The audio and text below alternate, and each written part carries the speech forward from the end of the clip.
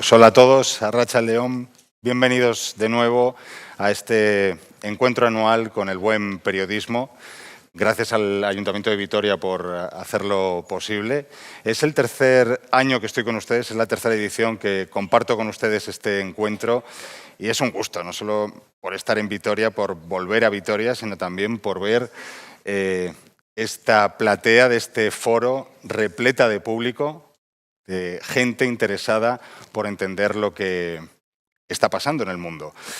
Y les voy a confesar que nunca antes como ahora, al menos en mi caso, comparto esta sensación tanto con ustedes, porque creo que nunca, tanto como ahora, todos los días cuando me levanto y desde mi puesto de responsabilidad en la cadena SER, pues me hago tantas preguntas para buscar respuestas a tantas cosas que están pasando en el mundo, en tantos sitios a la vez y tan rápido, contribuyendo a esta sensación de desorientación, ¿no? De perplejidad casi que seguramente compartimos con muchísimos de ustedes y que nos dan esa sensación de desorden global, que es lo que nos ha convocado esta tarde aquí en el Palacio de Congresos Europa.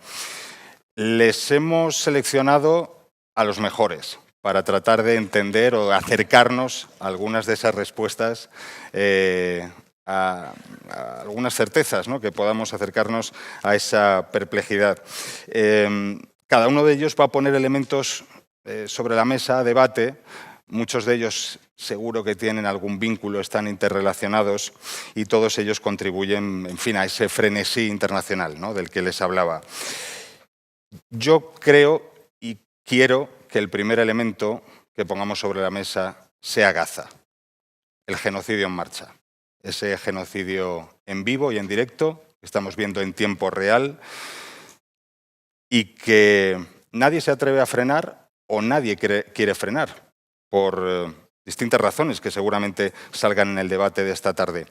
Mi compañera Beatriz Lecumberri acaba de estar cerca de ese horror y lo ha estado contando estas últimas semanas en el diario El País. Periodista especializada en información internacional, corresponsal, ha sido allí en Jerusalén, pero también en Caracas, en Río, en París. Es autora de libros como Palestina, la tierra estrecha o la Revolución Sentimental, y es codirectora junto a Ana Alba del documental Condenadas en Gaza. Conoce, por tanto, muchas de las claves de lo que está pasando y, como les digo, acaba de volver de allí. Otro elemento de distorsión que vamos a abordar esta tarde, elemento que yo creo que ha acelerado este frenesí del que hablábamos, este frenesí internacional, es Donald Trump, su regreso a la Casa Blanca, lo que significa para Estados Unidos y lo que significa para el resto del mundo, particularmente Europa, que se ha dado cuenta de que esa alianza casi eterna con el otro lado del Atlántico pues se resquebraja, ¿no? Y que ya no es tan fiable como lo había sido siempre.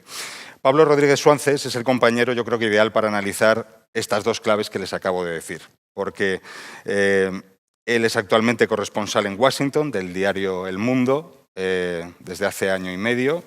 Está allí pues, intentando desencriptar todo lo que supone ese regreso de Donald Trump, pero es que también ha estado durante más de una década como corresponsal en Bruselas contando la Unión Europea, la OTAN, todas las claves que definen este lado del Atlántico. Le pueden escuchar también en Onda Cero, escribe también en Letras Libres y en 5W. En 2020 obtuvo el premio Salvador de Madariaga en la categoría de prensa escrita y nos va a acompañar también esta tarde para exponer esos otros elementos que, como les decía, seguramente que encontremos vínculos entre ellos y muchas relaciones. Y el tercer elemento con el que profundizaremos con nuestra tercera invitada es Asia. ¿Qué papel está jugando esa región del mundo en todos estos acontecimientos? ¿Qué partidos se juegan allí también en clave regional? Hoy mismo es noticia relevante a nivel internacional precisamente por el castigo que Donald Trump ha impuesto a India un país liderado ahora mismo por un primer ministro tan populista como él, ¿no? Como es Narendra Modi. Para intentar desbrozar todas estas claves de Asia, pues tenemos a Eva Borreguero, profesora de Ciencia Política de la Universidad Complutense de Madrid, especializada en Asia Meridional, es autora de los libros Hindú, Nacionalismo Religioso y Política en la India Contemporánea e India, Historia de una Civilización. Colabora, además, le puedan leer en el diario El País. Con ellos tres, como digo, y también con ustedes, porque como siempre vamos a abrir este ratito a su participación, a que ustedes planteen sus dudas, sus inquietudes, aquello que ustedes quieran poner sobre la mesa, también van a tener oportunidad de hacerlo, pero primero vamos a escucharlos a ellos y particularmente, Bea, a ti. Como decía, para mí es uno de los elementos más perturbadores con los que nos podemos encontrar todas las mañanas cuando nos levantamos, es ese genocidio en vivo de Gaza. Tú, como te decía, has estado allí, has podido contarlo de cerca. ¿Con qué sensaciones has vuelto? Lo primero. Bueno, pues buenas tardes, Arratsaldeon. Gracias por haber venido a escucharnos. La primera sensación que me produce tu pregunta es la frustración con la que he vuelto. Porque, como tú bien dices, he estado cerca, pero al mismo tiempo he estado muy lejos. Porque, aunque me separaban 70 kilómetros de Gaza, o incluso menos en algunos momentos, pues eso es un abismo, porque no lo podemos cruzar y no podemos contar esta historia. Entonces, como periodista, primero, una gran frustración. La siento menos cuando estoy aquí porque estoy más lejos y digo, bueno, estoy lejos. Pero cuando estás a 50, 60 kilómetros y no puedes ir a contar, pues como periodista es una gran frustración. Entonces, bueno, no sé si ustedes saben, pues Israel no deja entrar a periodistas extranjeros en Gaza y lo que estamos sabiendo de lo que pasa allá es gracias a nuestros valientes colegas palestinos, gazatíes, que nos están contando lo que está pasando, arriesgando su vida y en muchos casos pues dejándosela. Entonces, primero frustración y después una gran tristeza por el profundo deterioro que he visto tanto físicamente, en un montón de cosas tangibles, como en el ánimo de la gente, tanto en palestinos como en israelíes. Lo que está pasando en Gaza está haciendo mella fuera de Gaza, o sea, en los palestinos que viven en Jerusalén y en Cisjordania, porque están sufriendo un montón más de cosas, mucha más violencia, ha habido desmantelamiento de pueblos, están pasando muchas cosas allá mientras nosotros miramos a Gaza, cosas igualmente importantes y probablemente irreversibles. Cuando la gente se vaya a sentar a hablar de entendimiento y de paz, nos vamos a dar cuenta de todo lo que pasó que va a dificultar esas conversaciones. La intolerancia en ambas sociedades se ha multiplicado. En una ciudad como Jerusalén, donde israelíes y palestinos viven, yo no diría juntos porque es una bonita palabra para lo que ocurre allá, pero uno al lado del otro, así, se mezclan en los autobuses, en el banco, en correos, en varios lugares de la vida cotidiana, pues eso se nota que hay un mayor miedo, una mayor agresividad, se ha roto, el poco vínculo que había en esa ciudad se ha roto a partir de lo que pasó en octubre del 23 y a raíz de lo que está pasando en Gaza, y al mismo tiempo mucha contención también, ¿no? Porque los palestinos no pueden salir a manifestar su solidaridad con lo que está pasando en Gaza, no pueden expresarse de ninguna manera, porque los detienen, porque no pueden mostrar una bandera. Ayer lo contaba aquí y lo repito, amigos palestinos de Jerusalén que me dicen, vosotros estáis llenos de banderas palestinas en los balcones y nosotros no podemos poner ni siquiera nuestra bandera, no podemos ni siquiera ese gesto, no puedo llevar un mapita aquí con mi país, no puedo llevar nada que demuestre nada ostentoso de quién soy y de dónde vengo. Y sin embargo, pues cada vez una mayor presencia israelí en Cisjordania, en Jerusalén Este, la parte palestina de la ciudad. Entonces, un profundo deterioro en el ánimo y una profunda transformación también del paisaje de Cisjordania, muchas más colonias, carreteras que realmente podemos decir carreteras del apartheid, o sea, carreteras solo para colonos y carreteras solo para palestinos, que eso era algo que antes se ocultaba, pero ahora se ha perdido un poco el pudor, se ha perdido el miedo, o sea, es ya como, vamos adelante con esto. Entonces, realmente me dio una sensación de que de que esto es imparable, o sea, de que realmente si no podemos parar esto ya, cada metro de tierra que se pierde es metro perdido, no hay marcha atrás. Esa es la sensación con la que me he vuelto, de que esto no tiene marcha atrás. O sea, hay que pararlo cuanto antes porque está habiendo cada vez más avance, más avance. Cuando queramos sentarnos a hablar de un Estado palestino, nos va a dar la risa, porque no hay cómo, físicamente no hay cómo ya. O sea, es tal el avance de los asentamientos que no... Entonces he vuelto con ese sentimiento de frustración por un lado y de profunda tristeza ante lo que está pasando, y no estamos mirando mucho porque con lo que está pasando en Gaza es complicado mirar a todas partes, pero que es también muy grave y probablemente irreversible. Tú decías, hay que pararlo ya. ¿Qué podemos hacer o qué se puede hacer que no se esté haciendo desde esta parte del mundo para pararlo ya? Bueno, yo creo que nosotros todos vamos por un lado y luego nuestros gobiernos van por otro. O sea, yo creo que los ciudadanos muestran una solidaridad, un compromiso, muchas veces una coherencia, pues que los dirigentes, por muchas razones y por muchos intereses, no están siendo capaces de demostrar. Y también, como lo decía ayer, creo que en nuestro caso aún ni tan mal, porque cuando vas a otros países cercanos, bueno, pues vayamos a Francia, a Alemania, al Reino Unido. Últimamente el Reino Unido sí que está dando señales de una mayor toma de conciencia de lo que está pasando, pero no ha sido así hasta hace poco tiempo. Entonces, bueno, yo creo que ¿qué podemos hacer nosotros? Bueno, pues estar aquí hoy, seguir leyendo, nosotros seguir escribiendo, seguir saliendo a la calle, mostrando solidaridad, haciendo presión. O sea, es lo único que podemos hacer. Nuestro margen de maniobra es muy limitado. En algún momento, yo creo que eso, Pablo, aquí, yo creo que la baza, la pelota, tienen ellos. Estados Unidos tiene... claro, hasta que Estados Unidos no diga basta, va a ser muy difícil dar un golpe encima de la mesa, ¿no? En Netanyahu y decir esto no puede seguir así, porque es que Europa... O sea, no le da mucho miedo a Israel, sinceramente. Y aparte Europa no está unida tampoco. Entonces, pero yo creo que los ciudadanos vamos por delante de los dirigentes en este caso.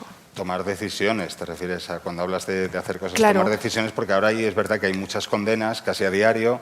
Pero son palabras. Deeply regrets, ¿no? Pero claro, pocas acciones. Los deeply concern, a los que estamos tan acostumbrados, pero efectivamente, fíjate lo que está costando que Europa decida si deja oficialmente pues, de vender armas, de romper el acuerdo de asociación con Israel. Es que en otros casos no nos ha temblado tanto el pulso, ¿no? Para hacer cosas. Por ejemplo, en el caso de Rusia con Ucrania sí que ha habido menos, no sé qué tipo de culpa o de problema tenemos, ¿no? con este conflicto para realmente decir esto está bien y esto está mal. O sea, esto es un drama humanitario y hay que pararlo. Y hay que pararlo porque además está en nuestra mano pararlo. Porque hay otros dramas que no está en nuestra mano pararlo, pero este sí. Podemos pararlo. O sea, Israel puede parar mañana esto y hacer entrar alimentos en Gaza. Y Gaza es muy pequeño y esto se arregla. O sea, el hambre, por ejemplo, se puede empezar a paliar muy rápidamente. O sea, está en nuestra mano. Esa comparación que hacías con Ucrania, ¿no? Muy pertinente, porque precisamente es esa doble vara de medir es uno de los reproches que más recibe Occidente, yo creo, ¿no? Del sur global. Yo creo que esto ya podemos irlo deslizando efectivamente claro. A Pablo, porque efectivamente Trump es una es un líder que volvió a la Casa Blanca prometiendo que iba a acabar con todas las guerras, empezando precisamente por la de Ucrania, en un día dijo, y va un poco ya con retraso, y Gaza, Pablo, ya por recoger esto que nos está contando Bea, a mí desde aquí, a lo mejor tú, a ver qué impresión tienes, es como que definitivamente Netanyahu ya tiene la carta blanca para hacer lo que quiera, ¿no? Por parte de Trump, en este caso, con su regreso a la Casa Blanca. Tiene absolutamente carta blanca para hacer todo lo que quiera. Buenas tardes. Donald Trump tiene una fascinación por personas como Benjamin Netanyahu. Le gusta lo que él percibe como lo que considera que son líderes fuertes. Vladimir Putin, Xi Jinping, Benjamin Netanyahu. No oculta, esto no es una interpretación mía, él lo ha dicho y lo dice constantemente.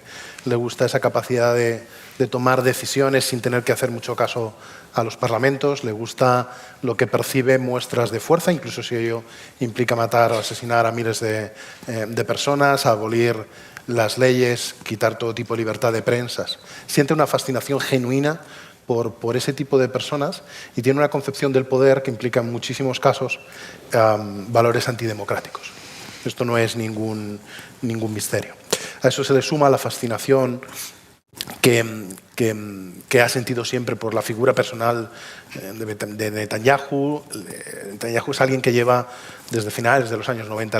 La primera vez que Benjamin Netanyahu fue a Estados Unidos a decir que Irán estaba a punto de conseguir una bomba atómica es en 1996. Hace 30 años. Es una figura cercana. Donald Trump es una figura también que tiene muchos problemas con las personas no occidentales. Él está todo el día recibiendo en el palacio, en la residencia en Mar-a-Lago, que parece un palacio, a gente de todo el planeta. Está recibiendo en la Casa Blanca a gente de todo el planeta. Si eres africano, el desprecio es manifiesto. Si eres asiático, el desprecio es casi manifiesto. Con Netanyahu no, lo considera uno de los suyos, es alguien al que conoce desde hace muchísimo tiempo. Y todo el aparato del político estadounidense, especialmente el Partido Republicano, pero en una amplia mayoría el demócrata, está volcado con Israel desde la guerra del 67, por lo menos. Entonces, no solo lo que ha sido en Gaza, sino el hecho de nada más llegar, quitar todas las sanciones contra los colonos de Cisjordania, dando el mensaje de que lo que estaba haciendo Europa era completamente inaceptable, quitando las pequeñas, casi testimoniales restricciones de envío de armamento que había puesto la administración de Joe Biden hacia Gaza. Y el mensaje que le ha mandado a Netanyahu en público y en privado es hasta el final. Hasta el final, porque es que estoy de acuerdo en lo que estás haciendo. No es, lo hemos visto de la forma más burda que se puede hacer cuando ha dicho que quería hacer un resort, que sería un sitio magnífico para convertirlo en el Mónaco, en la Riviera de Gaza. Y para eso solo hay un pequeño problema, que son 2 millones de personas a las que hay que quitarse de en medio.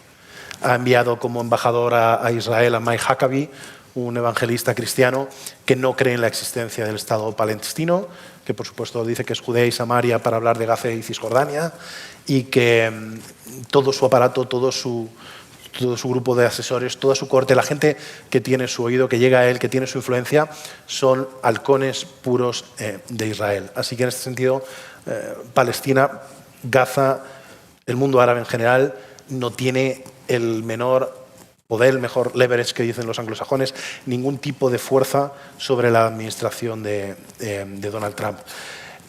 ¿Eso significa que no vaya a hacer nada? Sinceramente no lo sé. Llevo 1 año y medio. Soy tan capaz como cualquiera de ustedes de interpretar lo que va a hacer mañana Donald Trump. No tengo la menor idea. Sé que su mayor obsesión ahora mismo, su mayor obsesión es conseguir el Premio Nobel de la Paz. Una obsesión, pero hoy mismo en su gobierno, en una de las comparaciones, Donald Trump sale todos los días 2 o 3 veces ante los medios de comunicación, todos los días, una cosa insoportable. Piensen en mí cada vez que lo vean en la televisión, porque yo tengo que estar pendiente, sean las 6 de la mañana o medianoche. Acuérdense de mí. Más mensajes en redes, ¿no? Mensajes, tweets, True Social, todo lo que quieran. Y no me voy.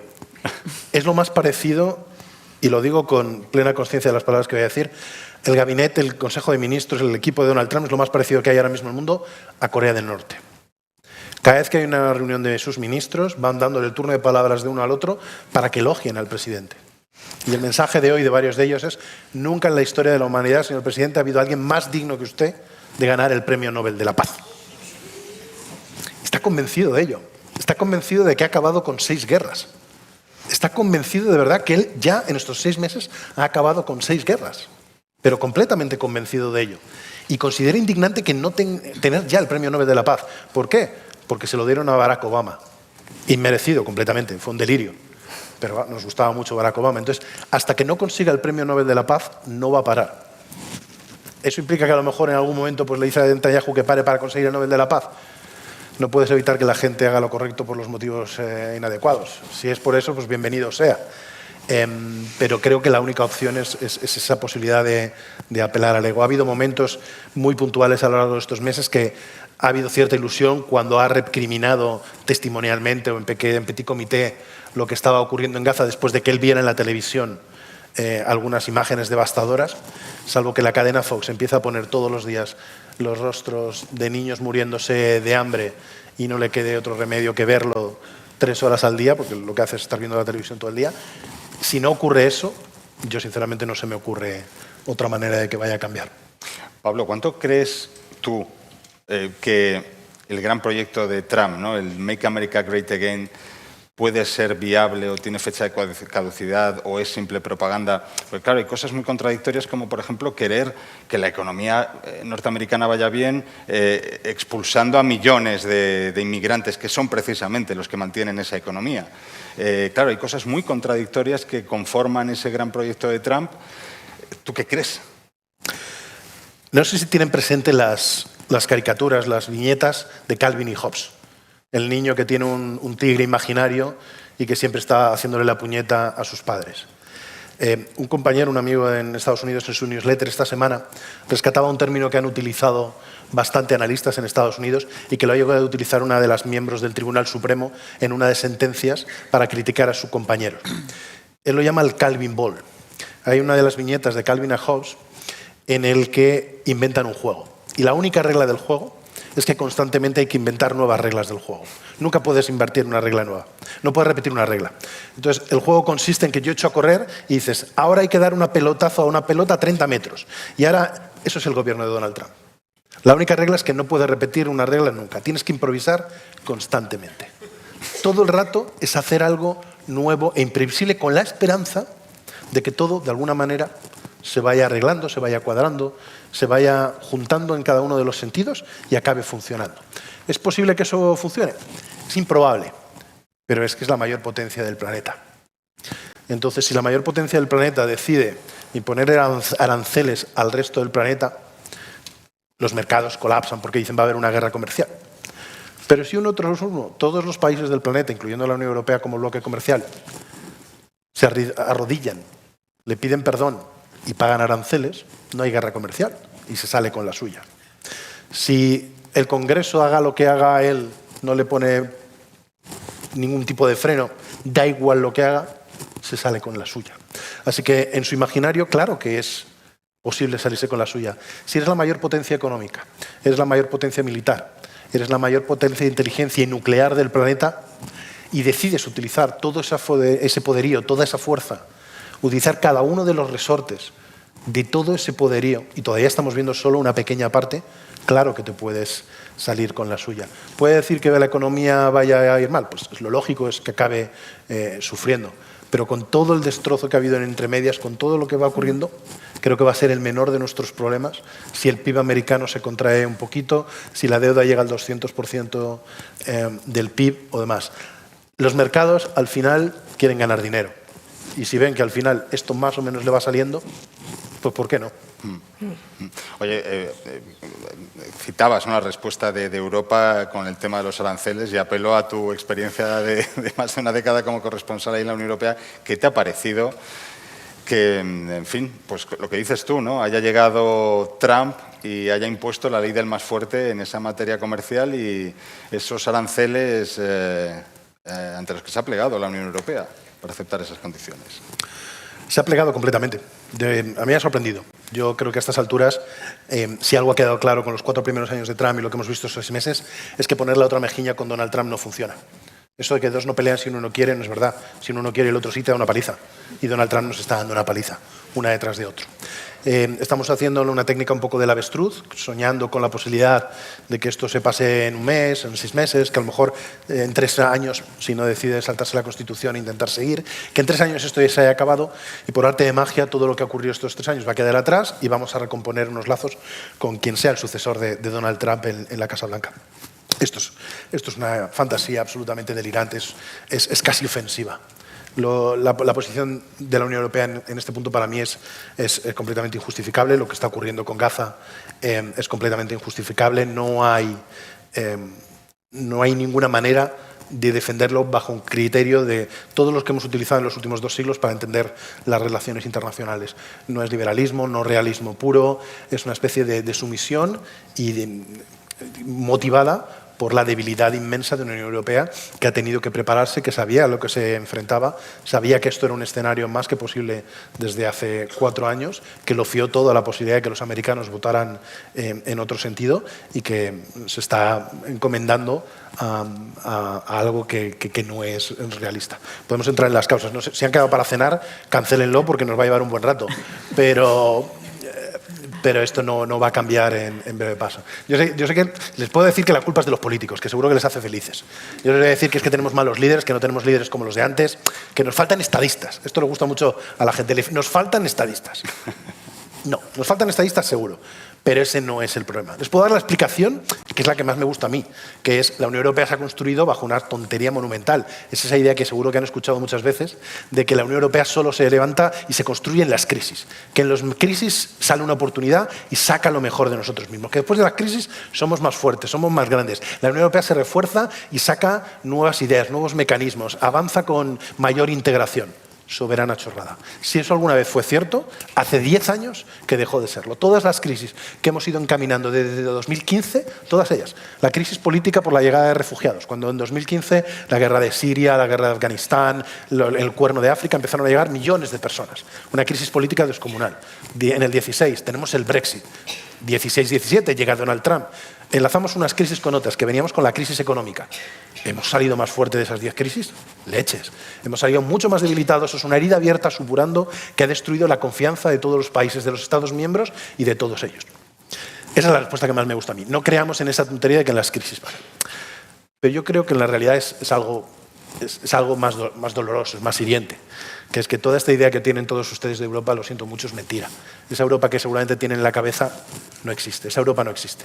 La Europa de un ente supranacional, con fuerza, una malvada von der Leyen que nos pone impuestos o nos obliga a tener botellas que no se pueden separar el tapón. Señora von der Leyen es poco más que la presidenta de su comunidad de vecinos. La Unión Europea las decisiones las toman los Estados miembros. Lo toman los gobiernos nacionales. La toman Pedro Sánchez, Macron, Merz, y todos los, Meloni y todos los que ustedes, Víctor Orbán y 27. Ninguna decisión gorda se toma en contra de ellos. Todas las cosas gordas son por unanimidad. Todas, incluyendo, por supuesto, Israel o la ayuda a Ucrania. ¿Y qué le pasa a todos estos líderes? Pues que me temo que su ciudadanía, ustedes poco a poco, aunque quizás no lo hayan notado, ya no son tan europeístas. Si miran quién ha ganado las elecciones en Francia en los últimos años, Macron ha ganado, al final es el presidente, pero las elecciones las ha ganado Le Pen, ha ganado el ex Frente Nacional, con un discurso bastante antieuropeo. ¿Quién ha ganado las elecciones en Italia? El posfascismo de Giorgia Meloni, con un discurso euroescéptico en el mejor de los casos. Fico en Eslovaquia, que tenemos en Hungría desde hace 2014 a Víctor Orbán. Y podemos seguir sumando y sumando y sumando. Las elecciones las están ganando poco a poco en todos los países fuerzas euroescépticas, eurófobas y muy críticas, que le están diciendo a los gobiernos, los votantes le están diciendo: no queremos más Europa. No queremos más Europa. Y nosotros pretendemos en estas crisis, en estos momentos de debilidad, que haya una Europa fuerte, una Europa federal que tiene poderes, que vaya y que intervenga como un bloque. Eso no existe. Y la tendencia actual es que todavía va a existir muchísimo menos. Si a algo nos encaminamos ahora mismo, es a una Europa más de naciones y desde luego nada que se parezca a una Europa federal. Bueno, y en este mapa nos falta incluir una pieza fundamental, que es una de las obsesiones también de Donald Trump. Nada desearía más ahora mismo que una foto con Xi Jinping, ¿no? Donald Trump, Pablo, corrígeme si me equivoco, una de las pocas. En la Casa Blanca. Junto al premio Nobel. Es Xi Jinping el que llama primero, porque la llamada siempre la tiene que hacer el otro. Eso es. Y en la Casa Blanca. Exacto, ese es un matiz importante. Eva, pues lo que te comentaba antes, China especialmente como la principal potencia de Asia, pero también toda la región, ¿qué papel está jugando en este desorden internacional que estamos analizando esta tarde? Y también, ¿qué otras batallas se están jugando allí, regionales? Así es, buenas tardes. Pues yo, Pablo, tengo que decirte que no estamos solos los europeos en este desconsuelo, porque los socios asiáticos de Estados Unidos también están siendo castigados con aranceles. y Japón, Corea del Sur, Filipinas están padeciendo unos aranceles del 25% más o menos. Están perplejos, están desconcertados, además son socios desde la Segunda Guerra Mundial, con quien ha tejido unas alianzas militares muy sólidas, que se supone además que son esenciales en esta rivalidad con China, con lo cual tampoco se explica, y el que más desconcertado está es la India. La India, precisamente, que tiene un líder nacionalista, un hombre fuerte, Narendra Modi, que Trump también pues, admira en esa figura de persona fuerte, a la que han puesto hoy precisamente unos aranceles de 50%. Entonces, esto ha dejado... Bueno, hay todo tipo de reacciones. Si antes hablabas de este juego de cambio de normas, pues lo que ha hecho Donald Trump al poner estos aranceles a la India es lanzar un cohete a la clave de bóveda de su estrategia mundial que está basada en el Indo-Pacífico. Y entonces, de repente, nadie se explica muy bien ese boicot, de algún modo, que ahora luego comentaré, tan central de esa estrategia que se ha venido forjando durante 20 años, ¿no? Y eso tiene mucho que ver con la evolución de las relaciones de Estados Unidos con Asia, ¿no?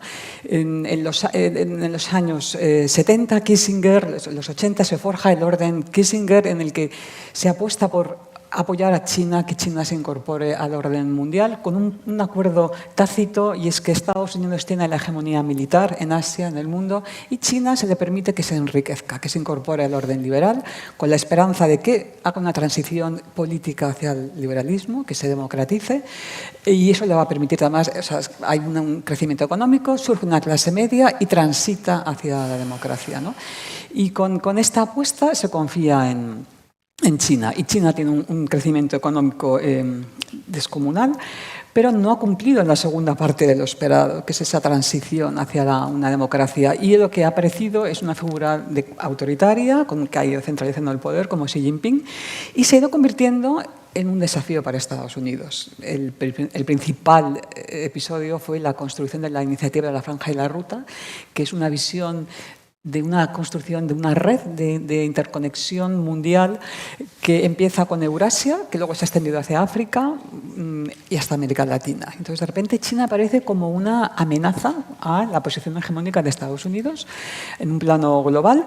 Además, resulta que ha empezado a mostrar una asertividad militar en el mar del sur de China, en el mar de China Oriental, en la India, con reivindicaciones territoriales que se exceden, digamos, de la propia soberanía nacional, que está creciendo muchísimo su presupuesto en defensa, su capacidad nuclear, que además se ha convertido en una potencia tecnológica de inteligencia artificial, que es clave, porque el país que domine la inteligencia artificial y las tecnologías lo puede trasladar a la defensa y tiene la hegemonía militar del mundo, ¿no? Entonces, realmente hay una rivalidad enorme en esta carrera por las nuevas tecnologías y la inteligencia artificial. Y de repente, con DeepSeek, China parece que, a pesar de todos los controles que Biden había puesto para los chips, de repente China ha esquivado eso y ha empezado a generar todo un desarrollo propio, alternativo.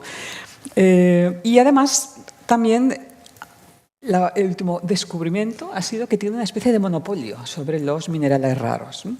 Entonces, esto le da un control equivalente al control de los recursos de petróleo energéticos sobre las cadenas de producción. Entonces, China, sobre todo porque tiene la capacidad de procesar y depurar los minerales raros que extrae de distintas partes del mundo, de repente controla un punto esencial en las cadenas de producción. Y entonces todos dependen. Estados Unidos se ha dado cuenta que no puede, que tiene que cambiar su estrategia porque depende de China para proporcionar minerales raros, India también. Y ya para colmo de males para Estados Unidos, antes de la invasión de Ucrania, firma un documento con Rusia declarando una amistad sin límites con Rusia, ¿no? Entonces, todo esto, bueno, gradualmente, lo que ha ido ocurriendo en paralelo ha sido que Estados Unidos se ha ido forjando una alternativa, que es la estrategia del Indo-Pacífico, que lo que busca es, primero, contener a China en estas aspiraciones regionales, claramente en el ámbito defensivo, y forjar una alianza con países afines y liberales. Y en esta estrategia del Indo-Pacífico, que entiende que el Indo-Pacífico es el nuevo centro de gravedad del mundo, que Estados Unidos se declara un país del Indo-Pacífico, porque tiene la costa pacífica, lo convierte en tal, que además somete su visión de Oriente Medio al Indo-Pacífico a través del corredor económico India, Oriente Medio y Europa y los acuerdos de Abraham, es decir, que este es el centro de esta nueva visión, de este nuevo orden. Y India es la clave de bóveda de este orden porque tiene una posición geográfica excepcional en el Índico, es una cuña, es un triángulo que se inserta, que está entre el sudeste asiático y Oriente Medio y África, porque es la única potencia que puede ser un contrapeso a China.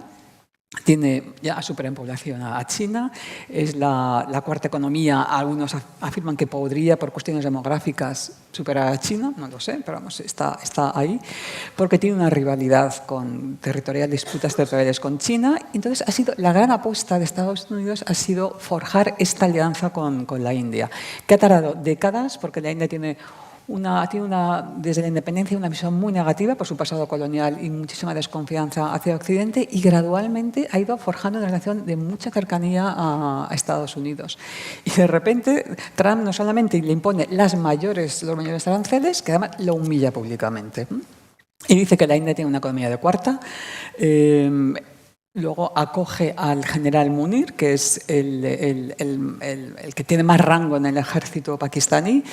En mayo hubo un atentado terrorista en Cachemira, que desembocó en una escalada, que por poco estuvo muy cerca de llevar una guerra a India y Pakistán, y que India acusa al general Munir de estar detrás. Un general, además, digamos que tiene una serie de expresiones muy favorables a los grupos islamistas, al yihadismo, etc. India lo señala como el causante, y Donald Trump recibe al general Munir en la Casa Blanca con todos los honores.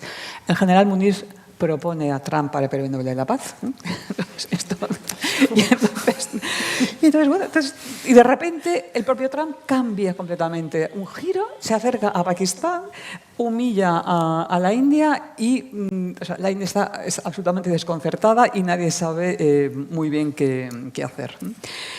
Y lo que hay es un estado de shock y falta por ver cuál va a ser la relación con China, ¿no? Yo creo que aquí Xi Jinping, China es clave. Trump podría querer negociar, llegar a un acuerdo con Xi Jinping.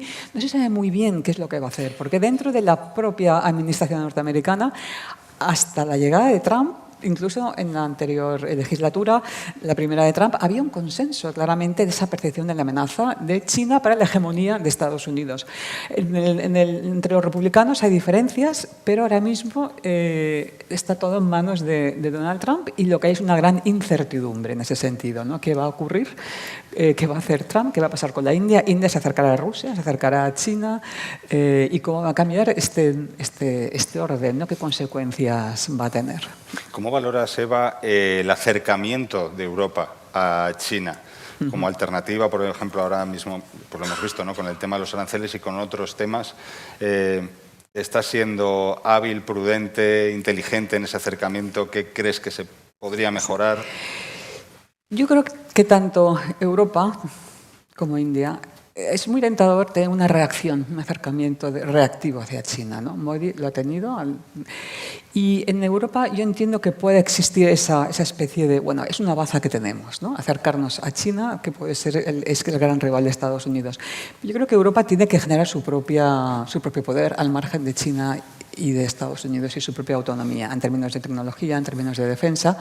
Hay áreas de colaboración, como claramente cambio climático, pero hay un riesgo en ese acercamiento a China, desde que el mercado se invada de productos muy económicos por parte de China. Y bueno, eso yo creo que se ha estado sopesando durante años, y yo creo que hay unas áreas de colaboración, pero yo creo que Europa lo que tiene que hacer es forjar su propia unidad interior y su propia estrategia en el ámbito tecnológico, clarísamente las nuevas tecnologías, y reforzar su posición. Y no, o sea, el modelo chino es un modelo autoritario también, ¿no? Entonces yo creo que Europa tiene que defender el orden liberal con socios liberales, claramente. India es uno de ellos, Japón, hay muchos países en Asia en ese sentido, ¿no? Colaborar efectivamente en aquellos ámbitos que son necesarios, pero Europa lo que tiene que fortalecer es su propia posición. Os voy a preguntar a los tres ya, y enseguida abrimos, si os parece bien, el turno de preguntas, ¿no?, del público. Al final nosotros vivimos en un área que es Occidente, con unas leyes, unos principios, unas normas que hemos creído casi intocables, ¿no?, a lo largo de muchas décadas, y ahora muchas cosas están cambiando. ¿Cómo pensáis que está viendo el resto del mundo a Occidente ahora mismo? Eva, por empezar contigo también. Sí. En concreto, Asia. Sí, bueno, Asia yo creo que Europa la ve debilitada. Asia la ve... Europa la ve debilitada, hay una percepción de que está en una crisis interna que no cuenta. Por ejemplo, yo veo que en el caso... O sea, no se habla de Europa como una potencia, ¿no? Se habla en términos de geopolítica de Estados Unidos, de China, y de hablar de estos dos países, y Europa tiene muy poca presencia. Europa se ve como un continente envejecido, con poca población. Yo creo que el trato que Trump también está dando a Europa también no deja a Europa en muy buen lugar en ese sentido. Y luego hay, evidentemente, con todo en fin, un acuse de hipocresía con respecto a Gaza, lo que está ocurriendo en Oriente Medio, aunque también se podría decir que esta hipocresía es universal. Yo creo que en ese sentido no se libran ni siquiera los países asiáticos ni siquiera la India, ¿no?, de esta hipocresía. Pero se ve por una parte con un poco de desdén, que está en crisis, pero al mismo tiempo yo creo que el modelo europeo de valores, de forma de vida, es el modelo al que aspiran las poblaciones de Asia y del mundo en general, ¿no? O sea, yo siempre digo que si vemos hacia dónde se mueven los flujos migratorios, claramente es hacia Europa y Estados Unidos, países de libertad, ¿no? Entonces, ahí también vemos una diferencia entre las élites y los gobiernos, pero luego el modelo europeo de estado de bienestar, de libertad, yo sí que creo que es entre los que hemos hablado, es un modelo que yo creo que es el que tiene mayor atractivo y mayor interés a nivel de las propias poblaciones de otras regiones, ¿no? Yo creo, Bea, que dos de las regiones que sí que denuncian más explícitamente esa hipocresía de la que nos hablaba Eva es precisamente Oriente Medio y también América Latina, ¿no? También tú tienes experiencia allí. ¿Cómo lo ves? Sí, pues mira, yo también, fíjate, quería, al hilo de todo lo que estábamos hablando, quería hablar también un poco de África, fíjate, porque se nos está quedando un poco abandonada. Y puedo empezar con Oriente Medio. A mí me parece que, bueno, en el caso de Palestina, por ejemplo, evidentemente en este momento en el que están tan olvidados y o sea, no olvidados, pero en los hechos, pues en la desesperación, y bueno, pues Europa, digamos, es la única esperanza, ¿no?, del pueblo palestino. No tanto igual Europa como conjunto, que yo creo que sí que han entendido que ese conjunto no existe, como decía Pablo, pero sí ciertos países de Europa, ¿no?, y España entre ellos. Israel yo creo que lo mira con cierto, bueno, algunos países como con toque de atención. La semana pasada, por ejemplo, hubo un toque de atención muy grande de Netanyahu a Francia porque prevé reconocer el Estado palestino, con una amenaza directa de cerrar el Consulado General de Francia en Jerusalén si eso ocurría. O sea, hay países a los que sí que les da toque de atención. Y es que, volviendo un poco a todo lo que estábamos hablando, cuando oía hablar a Eva y a Pablo, yo creo que hay una cosa muy importante que ha pasado en estos meses y que va más allá del conflicto, de los conflictos abiertos, que es otro conflicto callado, que es que Donald Trump, cuando llegó a la Casa Blanca, desmanteló la agencia de cooperación, la USAID. Entonces, Estados Unidos era el gran financiador de la solidaridad mundial, con más del 40% de la ayuda oficial al desarrollo que venía de esa superagencia y de programas asociados a Estados Unidos, sobre todo en la lucha contra el SIDA en África. Entonces, a mí me parece que eso va a traer unas consecuencias muy importantes también para nosotros, y que no estamos atendiendo a eso, porque claro, hay tanto fuego, tantos incendios urgentes, ¿no?, que no se está publicando mucho de eso, pero es algo muy importante, porque estamos hablando de millones de personas que se van a quedar sin atención médica o sin proyectos muy importantes de prevención de enfermedades, niños sin vacunas, tratamientos antirretrovirales para enfermos de SIDA y también otro tipo de cuidados que realmente yo entrevistaba hace poco a una persona de la ONU que me decía, es muy ingenuo pensar que todas esas personas se van a quedar en sus países esperando la muerte. No se van a quedar. Y está habiendo consecuencias ya de ese cierre de hospitales, de consultorios, de dispensarios que daban ayuda en países de África, del África subsahariana, y que esa gente, evidentemente va a intentar buscar ese apoyo en otro lugar. Y esa gente sí que nos ve a Europa como una esperanza. Hace poco hubo en Sevilla una cumbre de financiación al desarrollo a la que acudieron dirigentes de muchos países africanos y líderes europeos y también de América Latina. Y ahí es verdad que España rema contracorriente, es una nota disonante, porque los recortes en cooperación no solo vienen de Estados Unidos, también vienen de Francia, de Alemania, del Reino Unido. Y España, pese a que nunca llegamos a ese 0,7% del PIB tan ambicioso, ¿no? O sea, los más mayores recordaban las acampadas en los lugares para pedir el 0,7, el famoso 0,7, que nunca se llegó, pero bueno, estamos ahí, ¿no? En el 0,3, 0,4, vamos poco a poco, pero por lo menos no hay recorte, o sea, sigue avanzando, que es una de las excepciones, junto con Irlanda y poquitos más. Entonces es verdad que sí que desde África se ve como un poco de esperanza, que haya países que sigan manteniendo eso, y al mismo tiempo ese hueco que deja Estados Unidos sí que lo pueden aprovechar países de tu región también, ¿no? Que sí que lo están aprovechando, que por vía la salud o vía la solidaridad, pues puede haber otros intereses que no sean tan loables para entrar en ciertos países africanos, que ya está ocurriendo. O sea, yo hace poco estuve en Ruanda y había una cantidad de restaurantes chinos, que no hay en muchas ciudades, no los veo aquí, una presencia china increíble en los minerales y en todo lo que tú decías, ¿no? Y con América Latina, yo creo que América Latina nos mira con un poco de decepción también, ¿no? Últimamente. Pero bueno, América Latina también ha dado un giro importante a la derecha. Yo, he vivido en Venezuela y lo que decía Pablo de todos los ministros tienen que decirle a Trump cositas buenas, pues yo lo viví con Chávez también. Todos los ministros tenían que decirle cositas buenas. Él también quería el Premio Nobel de la Paz.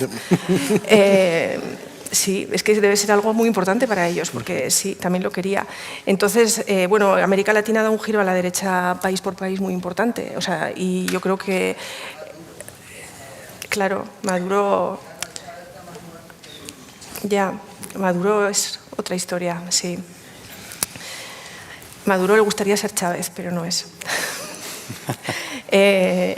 Entonces, yo creo que América Latina sí que nos mira no nos necesita tanto, porque mira, un país como Brasil, por ejemplo, ahora mismo, o sea, que ha habido, yo creo que hay una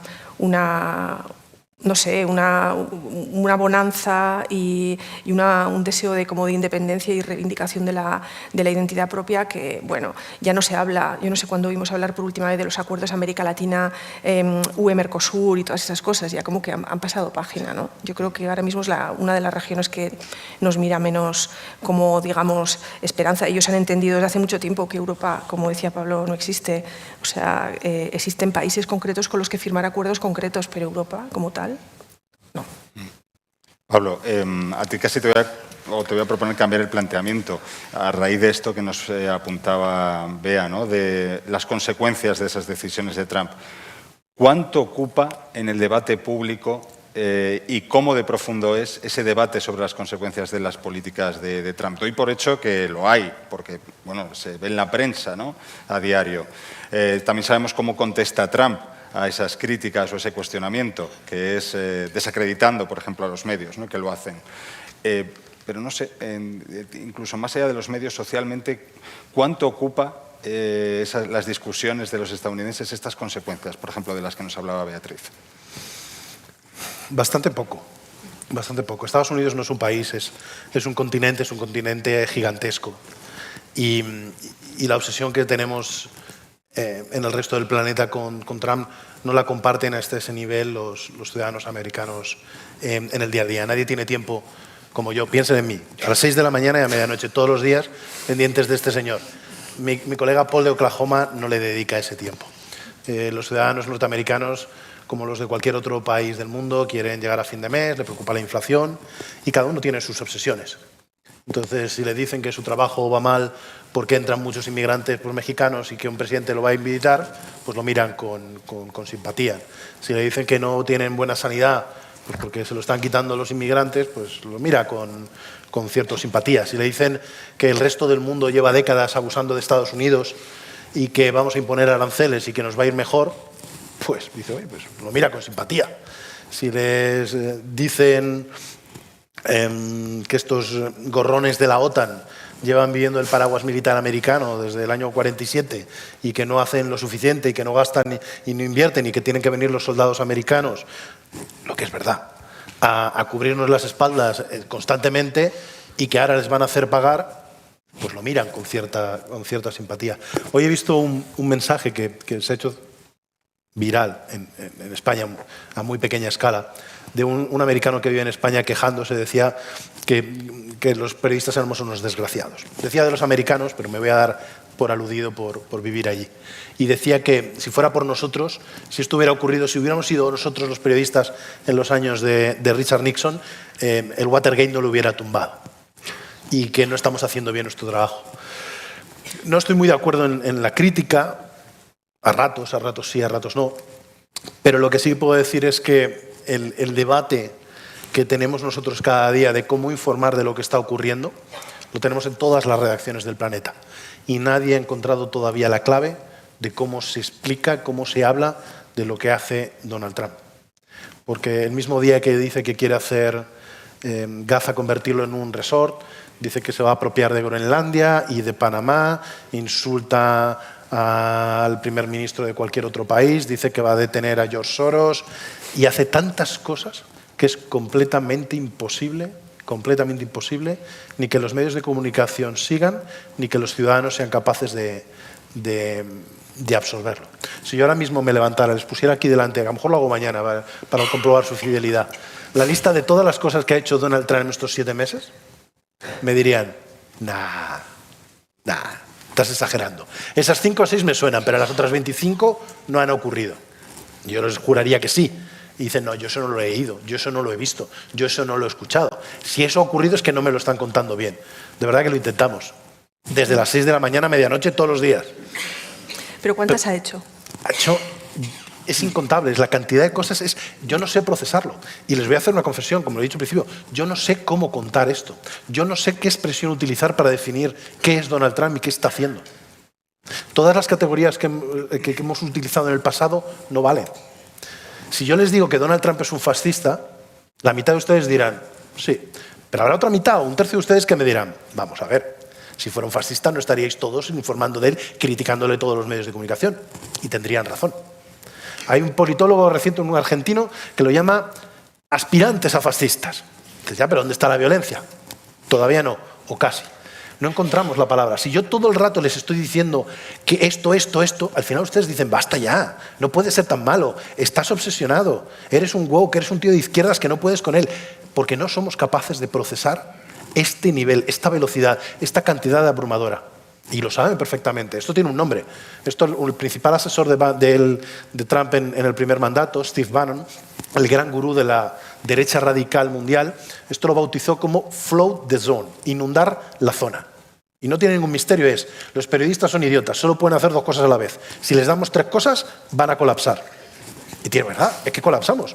Cuando este señor hace 10 cosas al día de esa envergadura, estamos hablando de invadir, de romper la OTAN, de romper la Unión Europea, de romper el sistema internacional, de invadir países, de bombardear Irán. Cuando haces tantas cosas, ¿cómo jerarquizas? En periódicos español, mi periódico no puede poner 10 temas de Trump diarios en la portada. Escoges uno, cada día uno, vas cambiando. No hay un manual de cómo informar. Y lo mismo que nos ocurre a nosotros, le ocurre a los ciudadanos. Los ciudadanos al final escogen sus prioridades. Y si uno es la obsesión económica, si otro es la cuestión migratoria, si otro es la cuestión de que la izquierda radical ha dominado las universidades o los medios de comunicación, la que sea, tú te quedas con eso. Y al final, chico, cuando ustedes votan a un partido político, no lo hacen porque estén de acuerdo en todas y cada una de las cosas. Al final, tomas una elección. El ciudadano medio americano ha cambiado. El ciudadano medio europeo ha cambiado. El ciudadano medio de hoy no es el de la época de Richard Nixon. Estados Unidos no es en la época de Richard Nixon. El sistema americano era el más puritano que existía en el planeta, el político. Tu carrera acababa si habías escrito un artículo en el periódico del instituto que tenía una palabra un poco ambigua, o si te habías fumado un porro en la universidad, tu carrera se acababa. Donald Trump lo ha roto todo. Ahora absolutamente todo vale. Si él se levanta en medio de coja a un niño y lo tira por la ventana, encontrarían la forma de justificarlo. Y me explican, si son ustedes tan valientes, ¿cómo cuentan esto cada día? De 6 de la mañana a medianoche. Todo vale, tanto que todo vale como que, ¿no? Ya se está, una de las cosas que está barajando queda mucho, pero es incluso un tercer mandato de Trump, si es que le llega a la edad. Bueno, yo creo que son casi las 8 menos 5 de la tarde, así que vamos a abrir ya turno a todos ustedes para que intervengan. Lo dicho, lo que les comentaba al comienzo, nos vale todo, sus inquietudes, sus preguntas que nos quieran lanzar, las críticas también, porque seguro que siempre hay alguna crítica. Aunque la verdad es que la confesión de Pablo la comparto, porque yo siento exactamente la misma confusión todas las mañanas, ¿no? Porque a mí me pasa al revés que a Pablo. Él está de madrugada activo, allí en horario Estados Unidos. Yo a las 6 de la mañana también aquí me levanto, pero con todo cambiado, la idea que me había costado a las 12 de la noche. No sé si tenemos... Ahí está el micro. Bueno, yo quería preguntar básicamente a Beatriz, aunque igual el compañero puede apuntar también algo, sobre el tema de Venezuela, de Maduro, la Armada Americana amenazándole, de la Marina, y Maduro invitando a los ciudadanos a que se apunten a las milicias populares. ¿Cómo veis esto? ¿Cómo puede acabar? ¿O es una anécdota entre otras tantas? Pues no estoy tan puesta en este momento en Venezuela como estaba hace unos años, pero efectivamente yo creo que parece un poco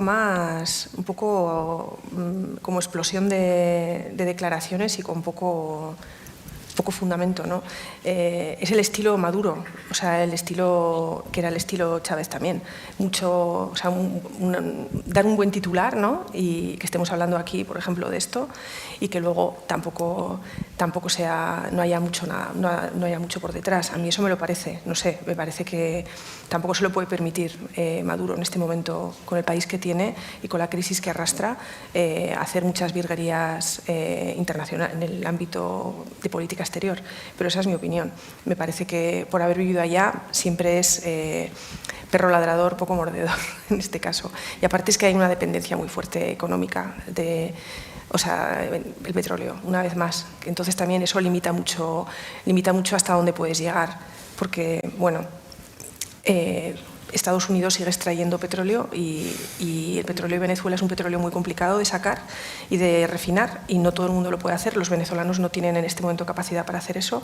Entonces es Europa y Estados Unidos, y eso lo sabe Trump y lo sabe Maduro. Entonces, bueno, de cara al escenario puede ser unas declaraciones muy contundentes, pero luego, en fin, hay que sacar el país adelante. Yo no creo que vaya mucho más allá, me parece a mí, ¿eh? Ha pasado esto antes, ya lo hemos visto, es un poco un déjà vu, ¿no? Donald Trump es como mi primo Juanjo, Ay, tu primo. que repite lo último que ha escuchado en televisión como si fuera una gran verdad. Y eso todo el mundo que lo rodea es consciente de ello. Entonces va cambiando de opinión cada día. Es muy claro en la cuestión venezolana. Tiene al secretario de Estado, al ministro de Exteriores, Marco Rubio, hijo de cubanos, muy crítico con Venezuela en su época de senador, haciendo lobby para hacer una política más dura, y tiene a todos sus amigos del petróleo haciendo lobby en el sentido contrario. Un día Marco Rubio le dice, oye, este tío se está riendo de nosotros, y él dice, hay que apretar, y cambia las sanciones que había revertido Joe Biden al final en sus últimos días en la presidencia, para, por ejemplo, que los norteamericanos no pudieran, como en Cuba, presentar demandas en suelo americano contra las cosas que pasaban en Cuba o en Venezuela. Y llega su amigo del petróleo y le dice, si no le compramos nosotros el petróleo, no solo el petróleo, sino también el alquitrán, sobre todo, barato a Maduro, se lo van a comprar los chinos. ¿Qué prefieres? ¿Que lo compremos nosotros y paguemos menos o que lo hagan los chinos? Y dice, vamos, Chevron vuelve a tener licencia. Llegan uno, le hace María Corina y su equipo, logran llegar a él de refilón, le dicen lo malo que es Maduro y dice, venga, vamos a volver a quitar la licencia. Y así constantemente. La única constante que tenemos de Donald Trump en sus primeros 4 años y esto es su mensaje de que no quiere participar en guerras extranjeras. ¿Va a lanzar a los marines en Venezuela? No, no va a lanzar a los vecinos en Venezuela. ¿Va a enviar unas fragatas en la lucha contra el narco? ¿Va a poner 30 millones de precio por la cabeza de Maduro para cualquiera que dé pistas que puedan llevar a su arresto? Está Miraflores, yo se lo digo, o sea, yo le ayudo. Si a mí me da el dinero, yo se lo digo. ¿Intentando instigar una revolución? Sí. ¿Que va a mandar a sus soldados? No. ¿Va a ponerse a bombardear desde las fragatas? No. ¿Puede intentar un lío más complicado dentro de esta ley que ha aprobado para declarar que las bandas de narcotraficantes son estados terroristas y eso pudiera justificar en determinada circunstancia el enviar drones o similares? Pues vete a saber. Al mismo tiempo está llegando a acuerdos con Maduro constantemente para la liberación de norteamericanos también, y los mete en un avión y lleva 12 norteamericanos y los trae de vuelta a Estados Unidos. Así que todo es posible. El escenario de que vaya a dirigir una operación armada, yo no lo veo. Ahora, si ocurre, me leerán al día siguiente escribir «esto se veía venir». No tengan duda. No, lo que se alimenta, Bea, es la retórica, ¿no?, del chavismo, del propio Maduro. Además, ahora que contaba Pablo todo este tema de la alternativa de vender el petróleo a China, el propio Maduro, ¿no?, el otro día en Huawei dijo que él hablaba con Xi Jinping, que muchas gracias Xi Jinping. O sea, que todos los gestos al final alimentan todo el show de Maduro. Claro, sí, sí. Claro, no es el show de Chávez, una vez más, pero bueno, claro, sí, sí. O sea, pero hay empresas estadounidenses y empresas europeas. O sea, yo cuando vivía allá me acuerdo que siempre queríamos entrevistar pues, al representante de Total o de Chevron y tal. Entonces la gente te decía, mira, estoy haciendo aquí el negocio de mi vida, déjame tranquilo, no quiero salir en ningún medio. O sea, no me estropees el negocio, ni con nacionalizaciones, ni Chávez. O sea, yo vengo aquí, gano mucho dinero y no quiero hablar. O sea, eso sigue así, eso siempre ha sido así. Y Chávez siempre era así también, de declaraciones de... O sea, yo me acuerdo que con Obama tenían un rifirrafe importante. Y yo presencié su primer encuentro en Trinidad y Tobago, que era como, o sea, la frase de Chávez esa de quiero ser tu amigo, que era como, por favor, o sea, todo tanto para esto. O sea, no me parece... además, Venezuela es un país tropical, o sea, no nos olvidemos de eso, que es mucho golpe de efecto y luego poco, o sea, no va a haber nada detrás. Y yo creo que en el caso de Trump no le conviene meterse en ese berenjenal por muchas razones, ni políticas ni económicas, sobre todo económicas, vamos, o sea, no. Por allá atrás, creo que. Buenas tardes.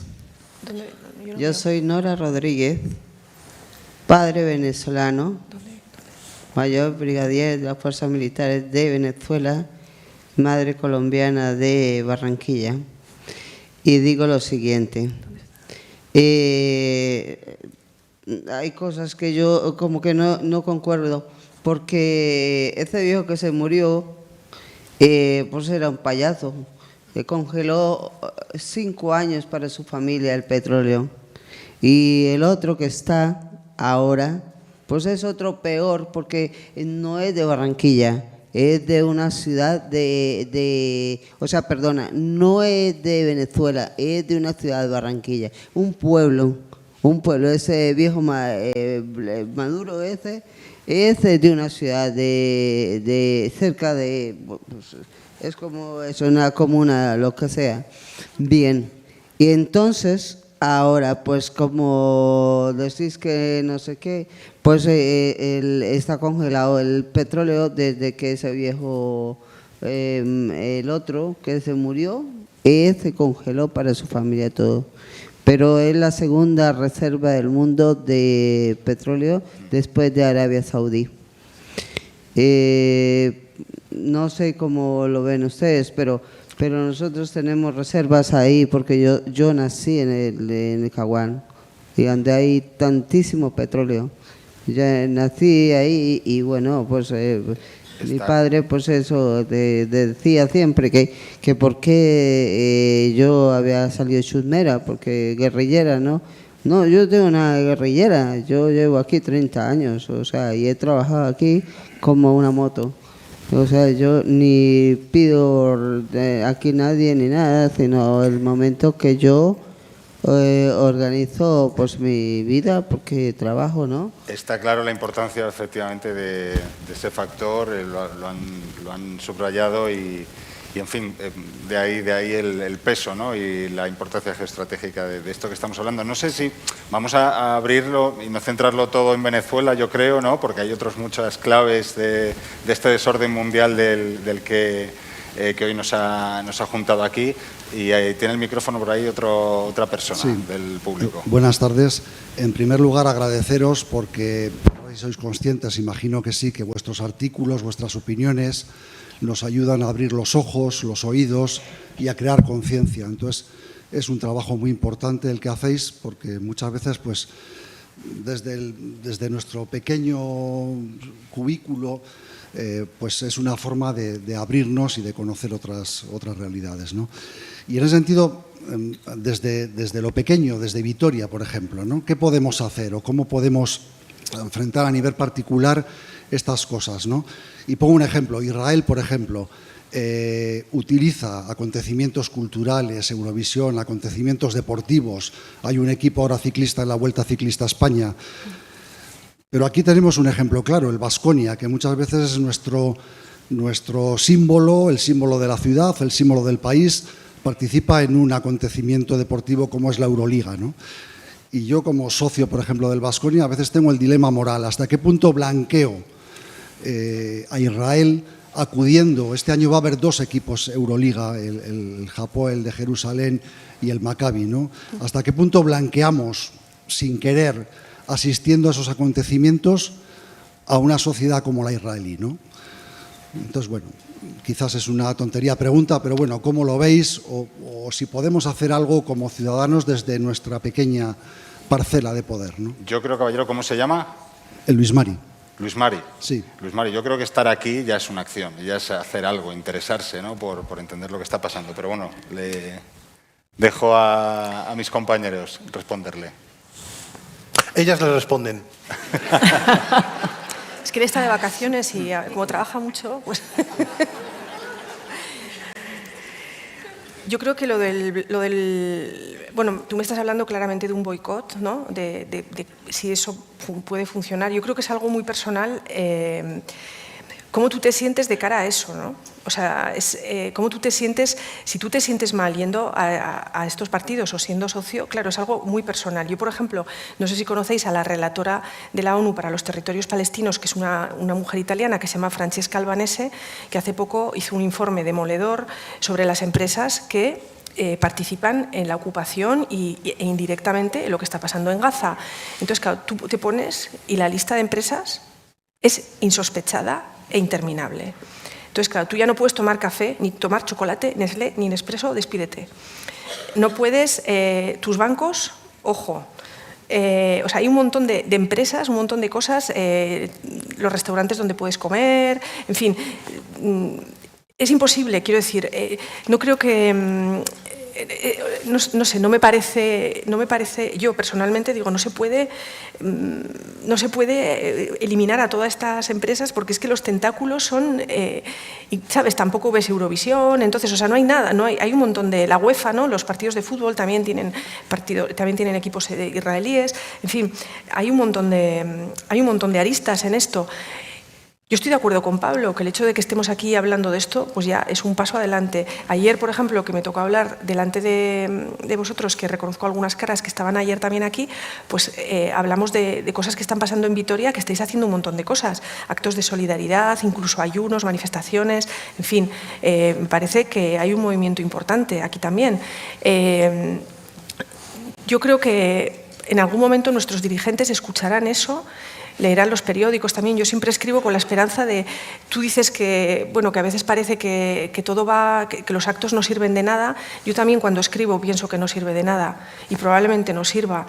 Y soy consciente de que no puedo cambiar las cosas con lo que escribo, pero la opción de no hacerlo tampoco me parece válida. Entonces digo, bueno, pues igual alguien leerá lo que escribo en algún momento, alguien que tome una decisión, o bueno, pues como en el caso de Trump, ¿no? Melania vio los niños hambrientos de Gaza y Trump dijo, pero qué horror que Melania ha visto los niños hambrientos de Gaza. Pues bueno, igual a alguien, de repente, ¿sabes? Yo qué sé, en algún momento tiene que pasar algo. Yo creo que en algún momento tiene que pasar algo. Pero lo del boicot, mi consejo es que no te obsesiones con eso. O sea, te lo digo como si estuviéramos tomando un café. Porque al final no vives, o sea, no vives. Entonces, bueno, hay un mínimo de coherencia vital en ciertas cosas, pero... Mira, yo el otro día fui a Tel Aviv y, bueno, pues viajé en la aerolínea israelí, pero si es que es prácticamente la única que hace los vuelos. Pues, ¿qué voy a hacer? Pues viajar, ¿sabes? O sea, es que, bueno... No podemos obsesionarnos con eso y yo creo que hay otras formas también de solidaridad y de coherencia, y estar aquí es una de ellas, y salir a la calle y bueno, y seguir pidiendo que haya lo primero ya una tregua y un acuerdo mínimo para poder llegar a un acuerdo un poco mayor y que esto termine. Eva, ¿tú qué opinas? ¿Se puede cambiar lo global desde lo local? No solo con el tema de Gaza, sino con otros muchos asuntos. Bueno, yo creo que Beatriz ha respondido muy bien.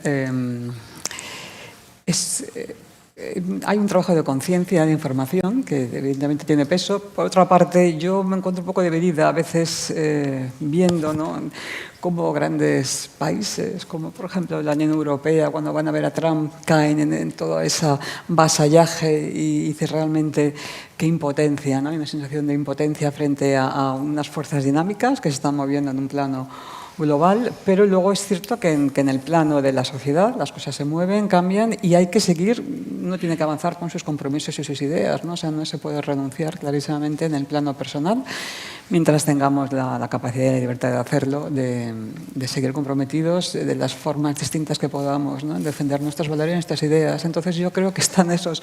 Hay veces que pienso que yo creo que estamos viviendo además un periodo histórico de transición hacia lo desconocido, con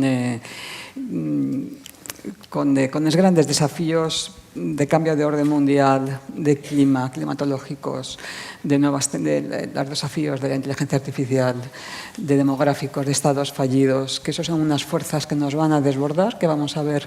Yo en ese sentido no soy muy optimista, yo creo que vamos a ver situaciones más conflictivas todavía y que nos van a hacer sentir muy desbordados en el plano personal, individual, pero que eso no nos inhibe de ser coherentes con uno mismo y con las creencias, y que lo pequeño que uno puede hacer en esas tareas diarias, cotidianas, pues seguir estando ahí, ¿no? Hubo una cosa que se quería comentarlo, hubo una iniciativa hace unos años que se aprobó, yo creo, corrígeme si me equivoco, pero se aprobó en Bruselas, pero luego, como tú bien decías, luego la implementación de eso depende de cada Estado, ¿no? Entonces era que cada producto que venía de Israel tenía que tener una etiqueta que dijera la procedencia, para que tú, si compras un mango que viene de Israel o una naranja, sepas si viene de territorio ocupado o viene de Israel reconocido internacionalmente, con las fronteras internacionalmente reconocidas. Y eso, por ejemplo, no se pudo instaurar por países, o sea, no se consiguió que en España, por ejemplo, cuando tú compres eso, pues unos dátiles, tú sepas si los dátiles vienen de Cisjordania, ¿sabes? Que sepas la procedencia de tus productos, de los productos que compras, que como ciudadano yo creo que es algo, es tu derecho saber lo que estás comprando y dónde ha sido cultivado, ¿no? En el caso de Israel es importante porque están todos los asentamientos internacionalmente, o sea, reconocidos como ilegales internacionalmente por el derecho internacional. Entonces, eso, por ejemplo, ni siquiera eso se logró implantar país por país. Y a mí me parece que eso sería algo importante, que los ciudadanos deberían hacer ya presión con eso. Es un gesto importante, porque la economía es importante. Y, por ejemplo, en Sudáfrica eso fue una cosa importante, que funcionó. Es decir, yo no voy a comprar un producto que venga de las colonias, pero claro, necesito saberlo. No he oído. No sé si... Eso era. No oigo. Es que no se la escucha, no se oye si lo que alguien decís. no... Aquí. Bueno, no sé si quieres añadir tú algo más, Pablo. Solo una cosa muy, muy rápida es, si tiene el problema en negativo, póngase en positivo. Mi libro favorito de Timothy Snyder, un historiador que estaba en Yale y que por Trump se ha ido ahora a Canadá, es un especialista en cuestiones de Ucrania y de esa zona, pero tiene un libro muy cortito que se llama sobre la dictadura. Libro muy cortito y cada capítulo empieza con una máxima.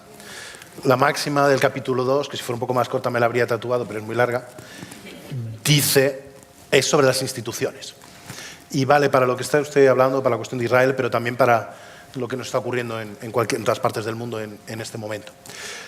Nos hartamos de hablar de la importancia de las instituciones, pero dice Snyder, si no haces nada por las instituciones, deja de hablar de ellas. Necesitan tu ayuda, necesitan tu defensa, así que haz lo que puedas. Suscríbete a un periódico, si necesitan ideas se me ocurre uno, afíliase a un sindicato, afíliase a un partido, hágase de una causa, financie un periódico israelí contrario a la ocupación, oprimido por el gobierno de Benjamín Netanyahu y que necesita fondos. Da igual si usted no habla hebreo o no habla inglés. Ellos lo que necesitan son unos pocos euros para seguir. O sea, las alternativas existen. Así que si no es capaz de superar la parte del dilema, siga yendo a ver los partidos, por favor, no se quite de... Sí. Financie a alguien que sobre el terreno pueda cambiarla de... No me pregunte cuáles, eso se lo explica ella. Usted se suscribe al Mundo y ella le dice a qué periódico israelí le debe ayudar. Esto no sale de aquí, ¿no? No sale de aquí. Estoy barriendo muy poco para casa yo. Pues sí que me parece una fantástica idea esa, la de Pablo. Sí, y ONGs también, que están ahí informándonos sobre la ocupación y remando contracorriente dentro de la sociedad israelí. Sí, en apoyo a la sociedad civil. Estoy de acuerdo que la vía individual pasa mucho por el apoyo, por fortalecer la sociedad civil. Además, cuando efectivamente estamos viendo un movimiento hacia el autoritarismo, en el caso de Estados Unidos es muy preocupante. Se habla un poco tangencialmente, pero yo creo que Trump está llevando una serie de transformaciones que está fortaleciendo un modelo autoritario y yo creo que la sociedad civil tiene que reforzarse frente a los desafíos que tenemos por delante, ¿no? Tanto en Estados Unidos como en Europa, como en todo el mundo, ¿no? Y en defensa de estas y denuncia de estos conflictos, guerras y abusos que estamos viendo en todas partes, ¿no? Entonces yo sí que en ese sentido apoyo claramente esas pequeñas iniciativas de la ciudadanía, desde lectura de periódicos, libros, información, y hasta cooperaciones y colaboraciones a menor escala, ¿no? Bueno, que nos quedan pocos minutos ya. ¿Alguna pregunta más? Seguro que usted, por ahí. Sí, buenas tardes. Yo os quería preguntar, ya que hay 3 periodistas en la mesa, si la prensa no tiene cierta responsabilidad en este desorden, porque parece ser que la búsqueda de la verdad ya ha pasado a un segundo plano. Lo que importa es la ideología del periodista que habla o que escribe, la ideología de su medio de comunicación y los intereses de quien apoya o sostiene ese grupo de comunicación. Y por poner un ejemplo, pues hace un par de años se informaba de la guerra de Ucrania y parecía que Ucrania estaba a punto de tomar Moscú. Y luego, pues también en la campaña electoral americana, cuando se sustituyó a Biden por Kamala, pues todo era Kamala remonta, Kamala está a punto, Kamala va a ganar, y luego resultó que Trump pues, ganó por bastante diferencia. Muchas gracias. Estos somos nosotros 3, Pablo, Bea... ¿Quién responde primero? Dale, Pablo. La respuesta es que sí, completamente. Tiene toda la razón. Es buena parte culpa nuestra. Hay cada vez más periodistas que no hacen bien su trabajo, medios de comunicación que no son dignos de ese nombre, órganos completamente de propaganda o de destrucción masiva de la verdad. Pero no me voy a escudar solo en ello. Hay panfletos y los hay, y cada vez son más, cada vez tienen más presencia y logran no solo financiación pública, sino presencia y lectura. Pero voy a hablar de los míos, de mí mismo, de los nuestros. Claro que sí, hay veces que... Le diría solo una cosa, una pequeña matización.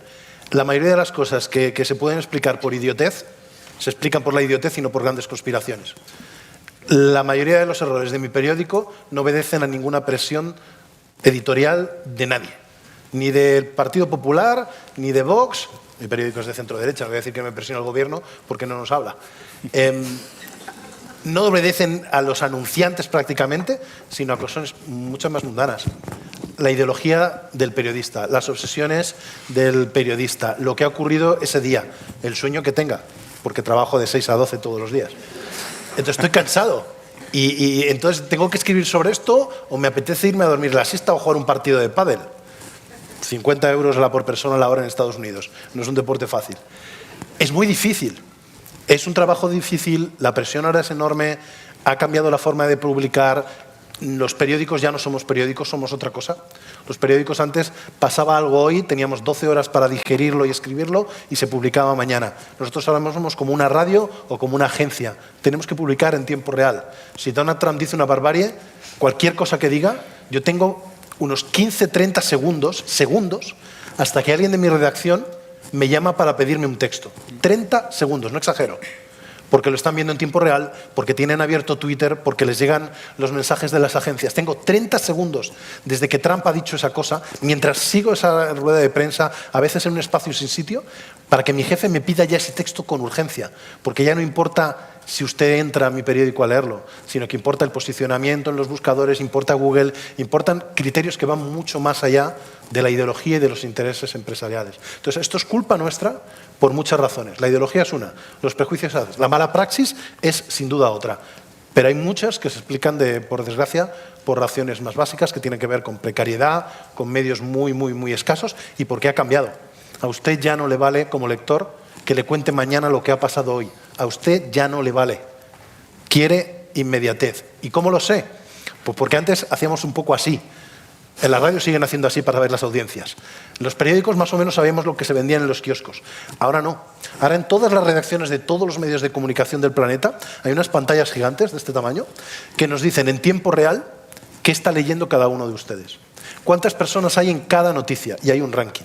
¿De dónde vienen ustedes? Si han entrado a través de nuestra página web, si han entrado a través de un mensaje de WhatsApp, está anonimizado, no se preocupen, no sabemos qué hace usted en concreto, pero sabemos si vienen de WhatsApp, si vienen de Facebook, si vienen de Twitter o si vienen, la mayoría de los casos, que es lo que nos da audiencia, de lo que algorítmicamente, caprichosamente, Google ha decidido poner una cosa que se llama Discover.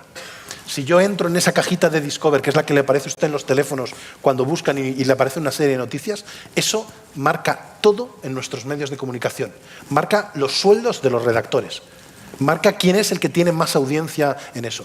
Y eso, por desgracia, no tiene nada que ver con ideología y presiones. Digo por desgracia, porque créame, eso era muchísimo más fácil de gestionar que el algoritmo hoy. Totalmente de acuerdo. Sí. Beatriz.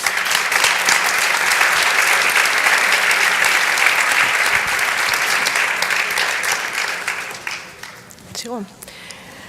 Entrar en Discover tampoco tiene que ver con la calidad de lo que escribas, desgraciadamente. Tiene que ver con el título que pongas, el titular, importantísimo, para hacer ese clic y que te cuente para entrar. Las decisiones, estoy totalmente de acuerdo con Pablo, la decisión muchas veces de cubrir una cosa o no cubrirla no se debe a que Pedro Sánchez haya llamado al director del País. Se debe a que igual ese día en Nacional no había nadie o no había gente o les faltaba el becario de turno, era un domingo por la tarde y no pudieron ir a cubrirlo. O sea, muchas veces la explicación es mucho más banal y mucho más inocente que las presiones que existen. Por supuesto que existen y creo que, bueno, ningún diario, ningún medio escapa a ellas. Yo quiero hablarle de mí. Yo me siento afortunada porque no he sentido esas presiones desde que soy periodista. La verdad es que me ha tocado trabajar en temas internacionales y yo creo que ahí es la presión menor, hay una presión menor que en temas nacionales cuando se trabaja en un medio. Básicamente llevo 20 años escribiendo de lo que me da la gana y me considero una privilegiada. No se me tocan las notas, o sea, no se me tocan las piezas, los titulares, o sea, más o menos escribo, lo que sale es lo que yo he escrito, me considero privilegiada, o sea que creo que también eso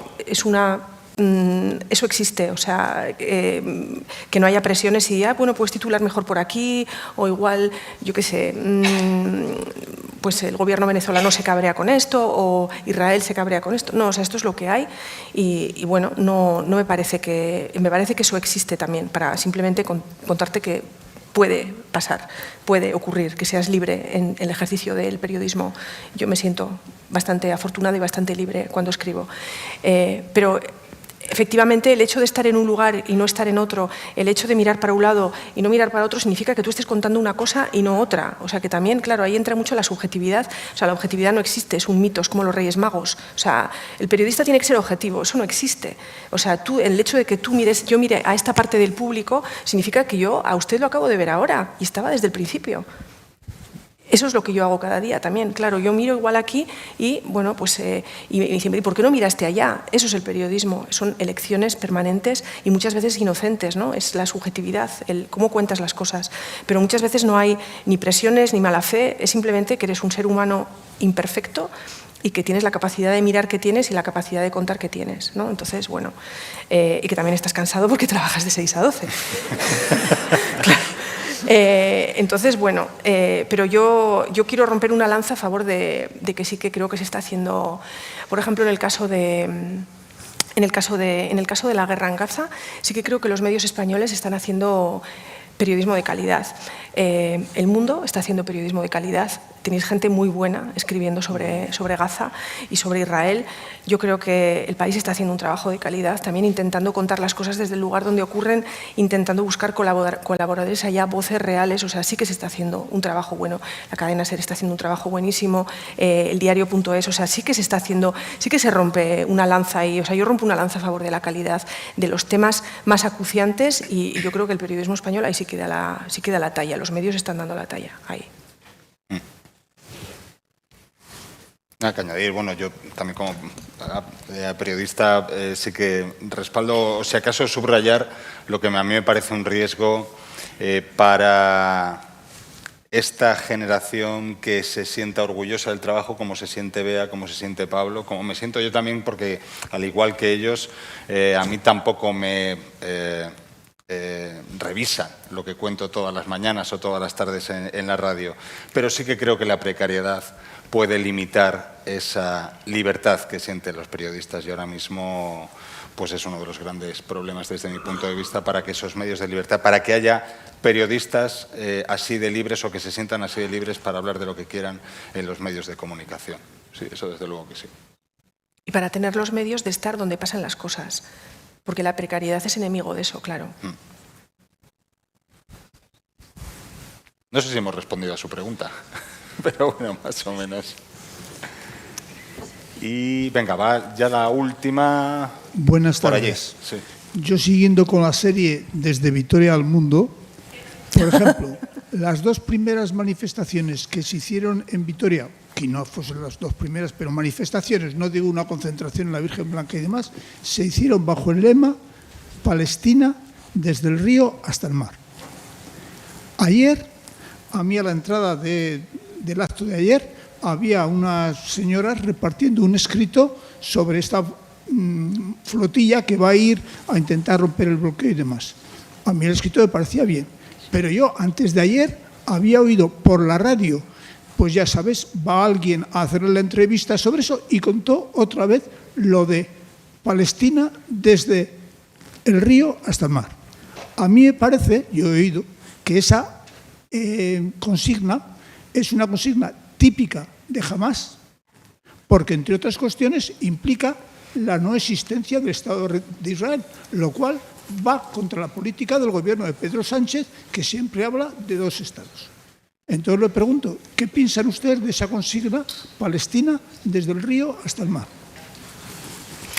A ver, no, a ver, o sea, evidentemente el momento que vivimos pues da lugar a este tipo bueno, pues conmigo contra mí, ¿no? A los extremos. Pero, o sea, evidentemente no podemos retroceder ahora hasta posiciones negacionistas que nieguen la existencia del Estado de Israel. Eso está claro. Esa consigna se puede interpretar de varias maneras, depende cómo se pronuncie, depende quién la pronuncie y tal, ¿no? Pero bueno, efectivamente, o sea, yo estoy en contra, yo no soy negacionista, o sea, yo evidentemente creo en el derecho de Israel a existir con las fronteras que se le dieron, que no son las que tiene en este momento, que no son las que él cree que tiene. Entonces, a partir de ahí, pero bueno, es que, o sea, yo no soy ni de consignas ni de banderas. Entonces, evidentemente, quien pronunció esa consigna, si usted me dice pues que la pronunció pues desde la negación del Estado de Israel, pues claro, evidentemente a mí no me parece bien. Me parece que tenemos tantas cosas en este momento que pedir de justicia para la gente de Palestina. Sabes que de repente te pongan una etiqueta o pierda fuerza tu discurso por una consigna sacada de contexto y mal usada, pues es una pena. Es una pena para, lo primero, los propios gazatíes, que necesitan más que nunca la solidaridad de la gente para, primero, poder comer y para poder llegar vivos a la noche, que en este momento es un desafío constante, con todo lo que está pasando en Gaza desde hace 22 meses, pero concretamente esta semana, con un nuevo desplazamiento masivo en curso, en fin, que nos faltan las palabras para describir la situación humanitaria, entonces encerrarse en consignas que pueden ser malinterpretadas, pues sí, yo estoy en contra. Pero evidentemente puede haber varias interpretaciones. Lo tenemos que dejar ya. Señores, muchísimas gracias por...